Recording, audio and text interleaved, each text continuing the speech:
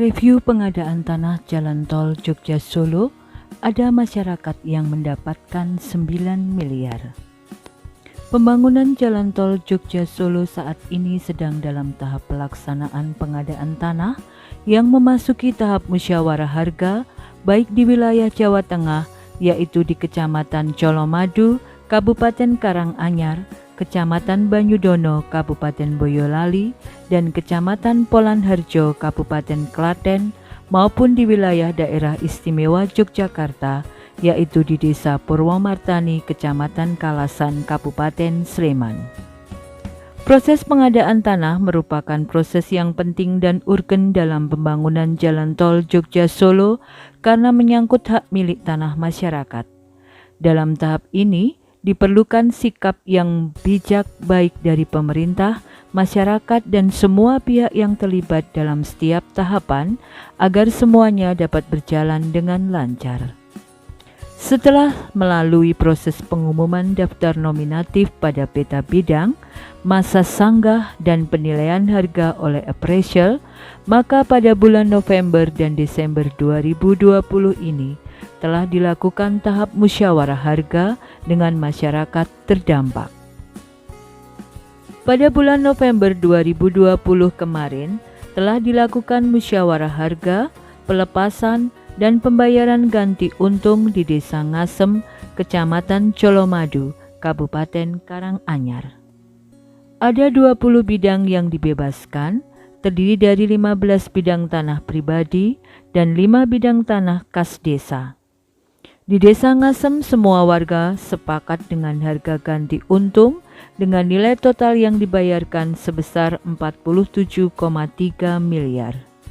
Di Desa Ngasem, proses pembebasan tanah ini merupakan yang tercepat, hanya membutuhkan waktu 3,5 bulan sejak diterbitkan IPL. Hal ini dikarenakan di Kecamatan Colomadu sudah pernah dibangun simpang susun eksis tol Colomadu Jalan Tol Semarang Solo, sehingga masyarakat lebih mengerti dan memahami tentang pembangunan jalan tol. Selanjutnya, pada bulan November 2020 kemarin juga telah dilakukan musyawarah harga, pelepasan, dan pembayaran ganti untung di Desa Kuwiran, Kecamatan Banyudono, Kabupaten Boyolali. Dari 1087 bidang, telah dilakukan pelepasan dan pembayaran sebanyak 130 bidang. Sedangkan sisanya akan dilaksanakan pembayaran di tahun 2021. Di Desa Kuwiran, semua warga terdampak sepakat dengan harga ganti untung dan tidak ada warga yang keberatan dalam musyawarah harga karena harga yang ditetapkan appraisal sudah di atas harga pasar. Lokasi Desa Kuwiran berdekatan dengan eksit tol Colomadu, sehingga masyarakat sudah pernah mengetahui tentang pembangunan jalan tol yang terdahulu. Selain itu, juga karena faktor sosial kultural masyarakat di Desa Kuwiran adalah masyarakat petani, pedesaan yang cenderung homogen dan mudah menerima program pembangunan yang akan dilaksanakan dibandingkan dengan masyarakat perkotaan.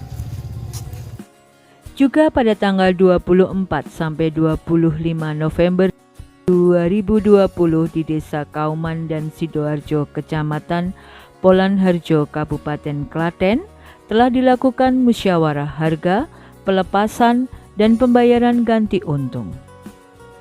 Desa Kauman sebanyak 120 bidang dan Desa Sidoarjo sebanyak 100 bidang telah dilakukan pelepasan dan pembayaran.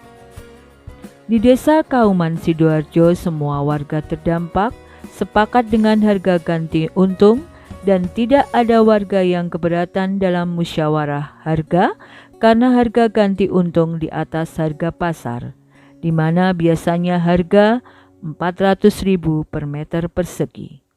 Sedangkan dalam pembebasan jalan tol Jogja Solo dihargai antara 600 ribuan sampai 1 jutaan per meter persegi.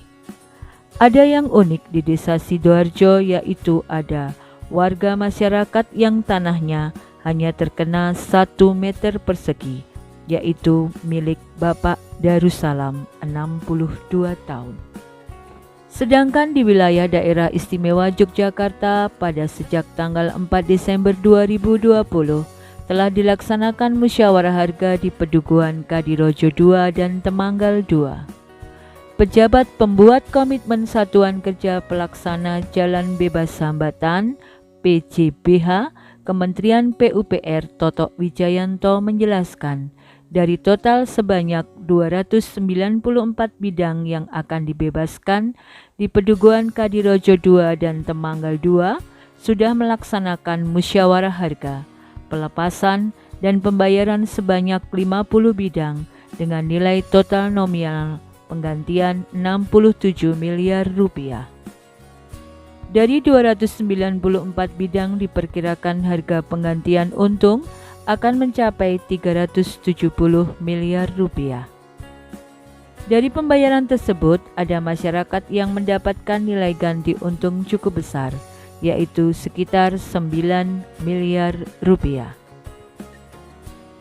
Akan tetapi, ada kabar setelah dilakukan musyawarah harga di Pedukuhan Kadirojo II dan Temanggal II, warga masyarakat terdampak di Pedukuhan Temanggal I setelah menghitung-hitung hasil penilaian appraisal di Pedukuhan Temanggal II, masyarakat menganggap bahwa harga yang ditetapkan tersebut terlalu kecil, hanya sekitar 2-3 juta rupiah per meter persegi. Masyarakat tidak menolak pembangunan jalan tol Jogja-Solo, akan tetapi merasa keberatan dengan harganya. Hal ini tidak sesuai dengan harapan masyarakat yang menginginkan tanahnya dihargai 8 juta rupiah per meter persegi. Alasan masyarakat adalah mereka akan kesulitan mencari tanah pengganti, kehilangan sosio-kultural yang telah dibangun lama, tanah produktif, dan kehilangan mata pencaharian. Hal-hal yang harus diketahui oleh masyarakat terkait harga ganti untung yang dibayarkan kepada pihak yang berhak atau masyarakat adalah: 1. Uang ganti untung tidak diterimakan secara tunai, akan tetapi melalui rekening bank yang ditunjuk. 2. Tidak ada potongan sama sekali terhadap uang ganti untung yang diterima oleh masyarakat atau diterima utuh. 3. Harga ganti untung yang diterima oleh masyarakat tidak dikenakan pajak sama sekali seperti BPHTB, PPH, dan lain-lain. Sehingga jika dibandingkan dengan jual beli person, maka ganti untung jalan tol Jogja-Solo yang diterima oleh masyarakat sebetulnya lebih besar nilainya. Pemerintah mengharapkan kepada masyarakat yang telah mendapatkan uang ganti untung dari pengadaan tanah jalan tol Jogja-Solo agar dapat menggunakan uangnya secara bijak dan tidak mudah tergiur oleh iming-iming investasi yang tidak jelas. Akan lebih baik jika uang ganti untung tersebut untuk mencari tanah pengganti. Sedangkan bagi masyarakat yang belum menerima ganti untung agar bersabar karena akan segera dilaksanakan sesuai dengan jadwal. Sedangkan bagi masyarakat yang keberatan dalam musyawarah harga, tentunya sudah ada prosedur dan tata cara sesuai dengan peraturan dalam pengadaan tanah untuk kepentingan umum, yaitu antara lain warga mengajukan surat keberatan kepada pengadilan negeri dalam jangka waktu 14 hari. Nantinya pengadilan negeri yang akan memutuskan apakah menerima atau menolak keberatan tersebut.